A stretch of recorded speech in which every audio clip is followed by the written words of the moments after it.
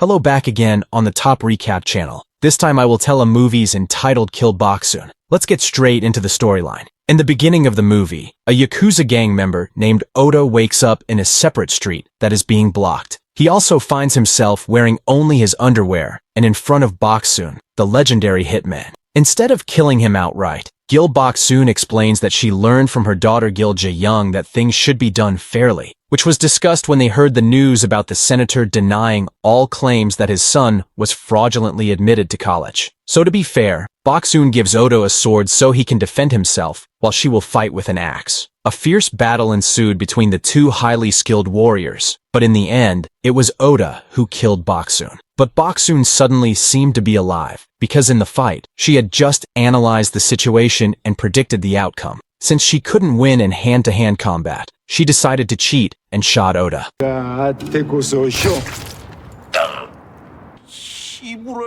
미안. 마트 문 닫을 시간이라. After that, Boksoon returned home, where she found her daughter hiding cigarettes. This makes Boksoon remember when her abusive father found her smoking and forced her to eat cigarettes.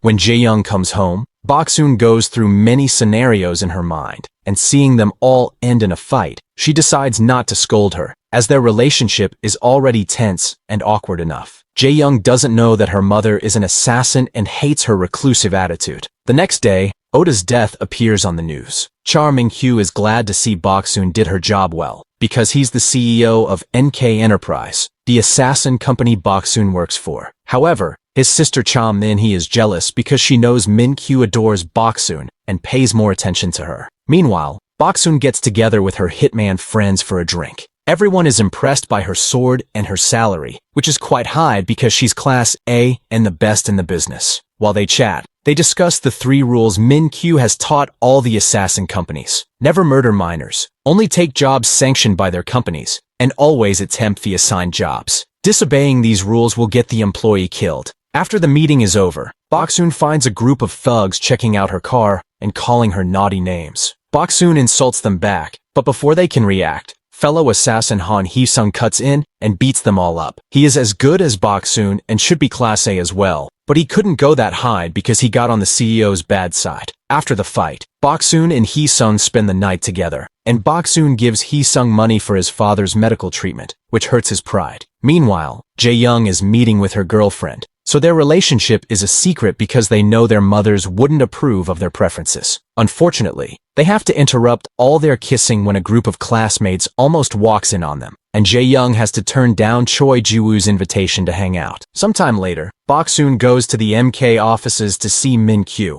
but Min-hee blocks her way and drags her away for a special activity. In a shady bathroom, Young-ji attacks a man, triggering a fierce fight that throws them against the wall, revealing this is just an exercise in the Assassin Academy. Min-hee puts Boksoon on the spot and asks her to train with Young-ji, who is her biggest fan. Young-ji arms herself with a wooden knife and Boksoon with a marker, and the fight starts with an obvious advantage for Boksoon. Young-ji manages to pull a trick to throw her weapon from one hand to the other, which would have given Boksoon a cut if the knife had been real. 이제 좀 언니 옛날 보는 기분 들지 않아? However, Boksoon quickly retaliates and uses her marker to write on Young-ji's neck, which would have equaled death. Afterward, Boksoon meets with Min-kyu, who makes her choose between 2 envelopes for the next mission. Boksoon looks at her choice and discovers she must kill a boy, but Min-kyu quickly corrects her and explains he's of age. Boksoon also takes the chance to remind Min-kyu her contract is ending soon and she'll be retiring. Their meeting is interrupted when Boksoon gets a call from the school telling her that Jae-young stabbed Ji-woo. She rushes to the school and learns that her daughter is at risk of being expelled because she never gave a reason for the attack. For now, she gets a week of suspension, and then the committee will make a proper decision later. Afterward, Boksoon talks to Jae-young and demands an explanation, but Jae-young just says she wanted to kill Ji-woo. Later, while Hee-sung is on a job cleaning the bodies he left, Boksoon offers her company and rants about how distant she feels from her daughter. She's also worried that Jae-young is becoming too much like her. Meanwhile, the leaders of each assassin company under MK are having a meeting.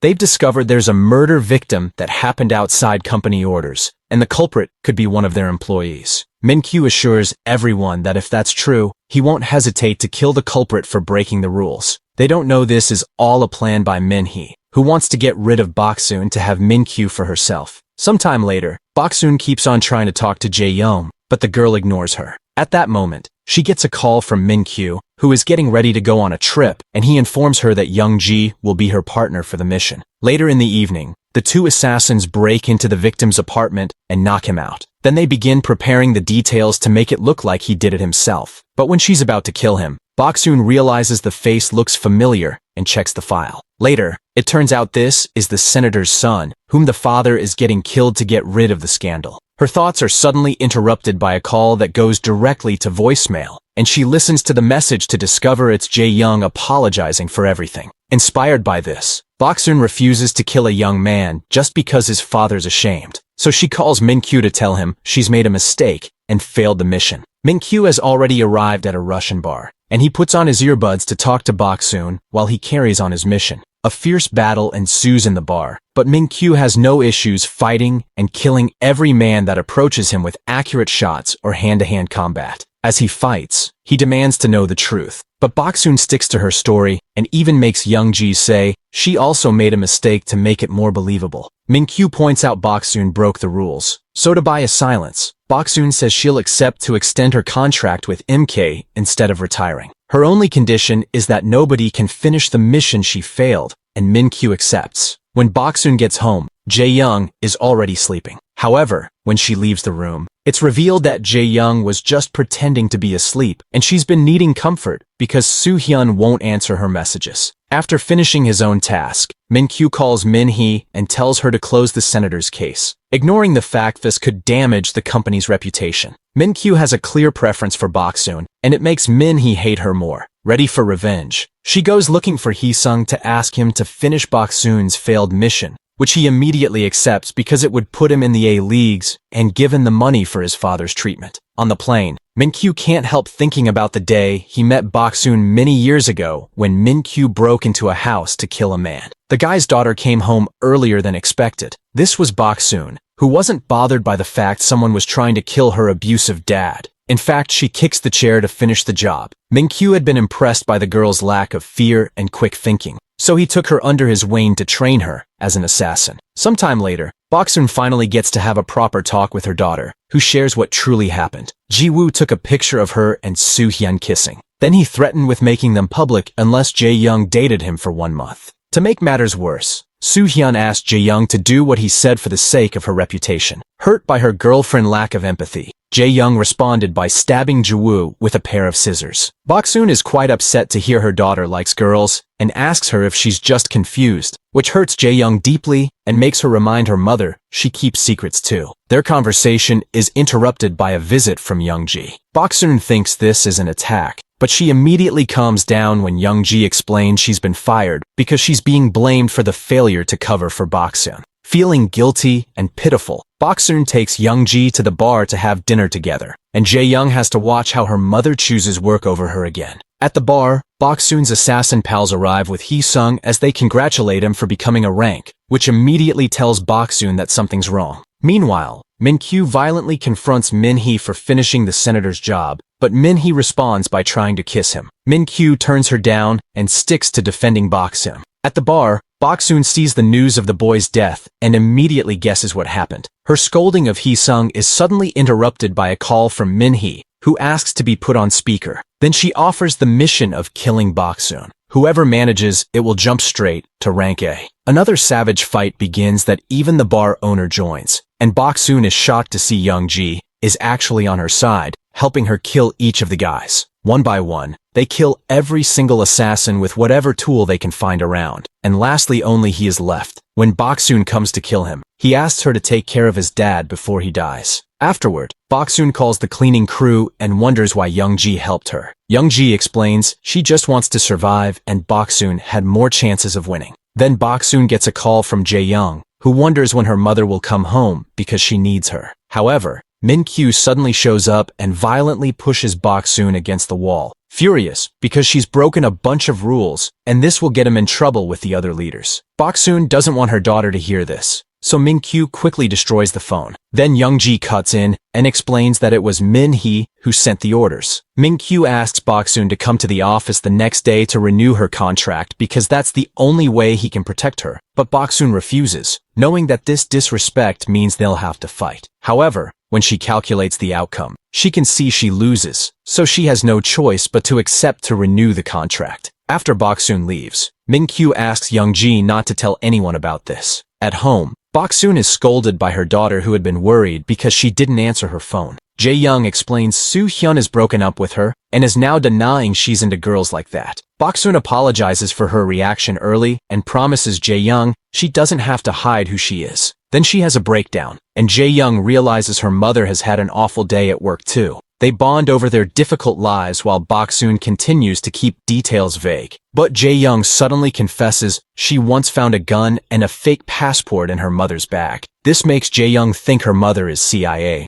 And since Boksoon finally feels close to her daughter, she doesn't deny it. The next day, the company bosses hold a meeting to discuss the killing of their men, suspecting that Min-kyu is involved in this. Min-kyu explains Boksoon had been defending herself and offers monetary compensation. But some of the bosses don't believe him and ask him to finish things for himself as the rules say, even handing him the blade to do so. So instead, Min-kyu kills one of the bosses on top of the table and reminds everyone that he is the rule. He adds a new one to the list, not drawing weapons during their meetings. Meanwhile, Boksoon goes to the office to sign the contract, only to find Min-hee, who confesses Young-ji was killed by Min-kyu after she left the other night. Furious, Boksoon kills Min-hee with a pen and leaves it for Min-kyu as a message that she wants to duel him. In the evening, Boksoon makes sure to have a very cozy dinner with Ji-young, even letting her skip the vegetables she wants. Her wants her to have a last good memory in case she doesn't come back. Moments later, Boksoon arrives at the office and Min-kyu begins shooting at her as soon as the elevator doors open.